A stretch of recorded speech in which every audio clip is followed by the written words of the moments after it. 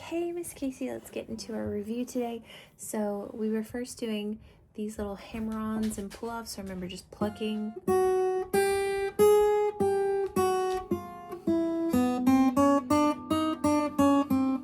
I'm just including the open, so that's where that note's coming from. And like I said, see how my hand is angled for the first 3 strings? Well, starting towards the 4th, my hand is less angled. So my hand is going to start, as you can see my arm, I'm not like trying to contort my wrist like this. That would be very uncomfortable and cause arthritis very young if you kept doing it like that. So you got to make sure you have a nice, comfortable, straight shape like this, approaching the guitar, keeping it like this when you're on the first few strings. But as you start getting up to the 4th, 5th, and 6th string, you start rotating. So remember, the strings are named Easter bunnies get drunk at Easter. So 1 through 6, Easter bunnies get drunk at Easter. So notice both the 6th string and the 1st string are E's, and then so it's E, B, G, D, A, E are the names of the strings.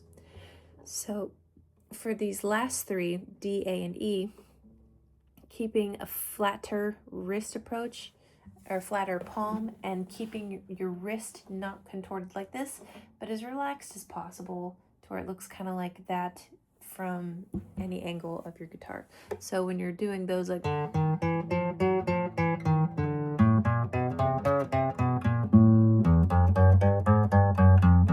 trying to keep them all leveraged to where you can keep them all down is the goal. So if you can only do them like once at a time and then like take off one, that's totally fine too. You'll eventually get there. So the other exercise was the hammer-ons and pull-offs. So hammering on. So see, I'm just plucking and then I hammer it on, or also known as tapping. You should be able to hear it without anything without your right hand doing anything. See?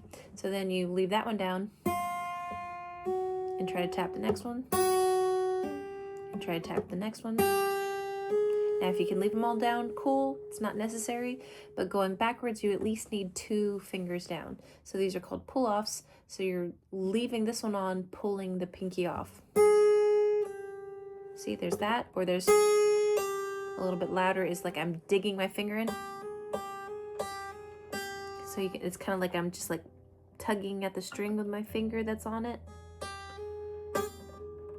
That's called a literal pull off. This is more so of a lift off, what I taught you today, towards just lifting off. And there's pulling off like that, but they're called pull offs in general. And then ring to middle, and then middle to index, and then index to open. See? And so then you do that for the next ones. And then pulling off. Third one. Pull it off.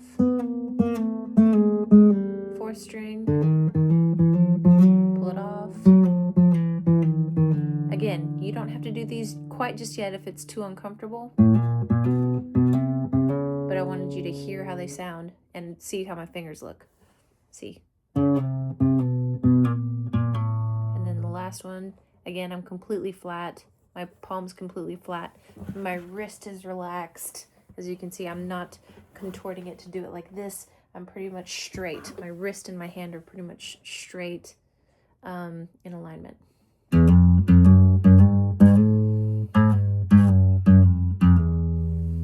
See? And I'll show it from this angle so you can see it.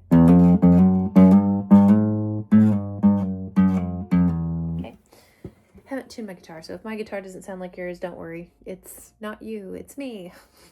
And so then the other thing was the chords today. So I taught you simple G, that's 4 strings down, so starting from the D string, E, B, G, D. And then there's simple C, which you start from the G string. 2 reasons this string will not resonate is lack of pressure, so not pressing hard enough. So then now I'm pressing hard.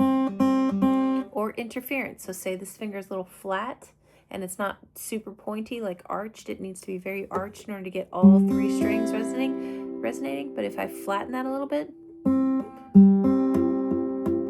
so that's interference. So you want to make sure you analyze your chords when you're playing them. So the other thing about this song, the Thomas Rhett song, the Wanna Make Me, that would be capo 2, I think.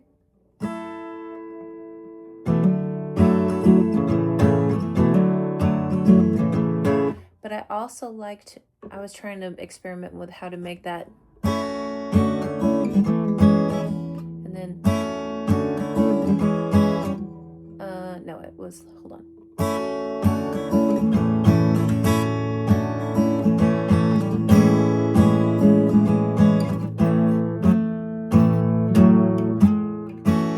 And then the other way was something like this.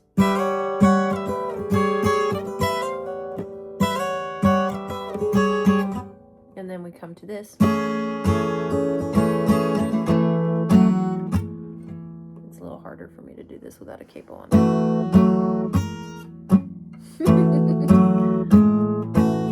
There we go. So, but we'll talk about that another day when we can start doing those with slides. We'll get to that. But I was thinking maybe it'd probably be better to do it the way that I saw on there, because it's just D and A for the longest time, and then it's an E only like one time for that bridge section. So this part, I would basically have you do ring finger on the 2 string, the middle finger on the 3 string, just right there in both the 2nd fret. And then we're gonna add in that pinky underneath it. So it's gonna be like a hammer-on. So see, now I know that that's a little tricky, but if you really want to, you'll be able to learn this before the month is up. And then we take the pinky off, and I'm adding that index finger on the strings above it on the 4th string, or also the D string. So these two stay here where they're at. I'm just adding the pinky for that. Sorry, that was a little messy. So it's hammering on pinky. You see what I'm doing here? So what I'm doing is breaking it down a little bit simpler. I'm strum, hammer. So try doing that, like strum, hammer, and then another strum after with all 3 of them on. So it's strum, hammer, strum. Okay, and then I'm going down and then an up, just taking it off. So down, then an up. So down, hammer, down, down, up. See, so on that last down, up, I'm going down with my finger down, and then up with the pinky off. So down, hammer, down, down, off. So see, that's how you get that sound. Dun, dun, dun, dun, dun, dun. So give that a try if you want to. And then I'll show you the C at 9 version in a second. So, and then you do one more up after you took that finger off. So down, hammer, down, and then a down, taking the finger off, up, and then another up. And then you put this one down on the string above it, on the 4th string, down, down. So see, down, hammer, down, down, up, up, down, down.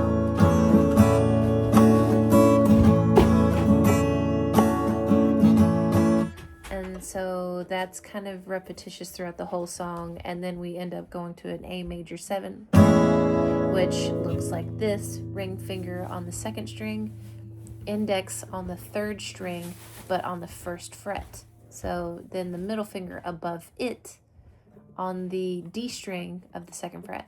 So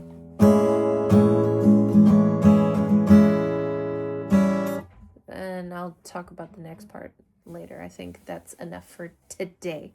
So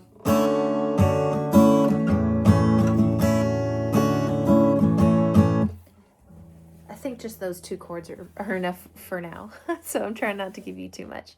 But yeah, so try practicing that with 2nd and 3rd. Like I said, this is kind of, it could be a couple of different chord names, so I don't want to give you too much. But we'll basically call it a D sus 2. That's essentially its actual chord name. Down, hammer, turns it into a D major 7. Again, you don't have to memorize these just yet. I'm just telling you, like, theoretically speaking, there's a lot going on here. Down, hammer, down, and then, sorry, it's both in the 2nd fret, my bad. Down, hammer, down, and then a down, and as you go up, you're lifting off that pinky, up, and then another up, and then you add this index finger above it in the same fret in the 2nd fret on the 4th string, down, down, and then another down, up. So, starting again, down, hammer, down, down, up, down, down. John, sorry. Dang. Okay, so just work on that, and then, oh, never mind, yes. YouTube video done. Phase plant.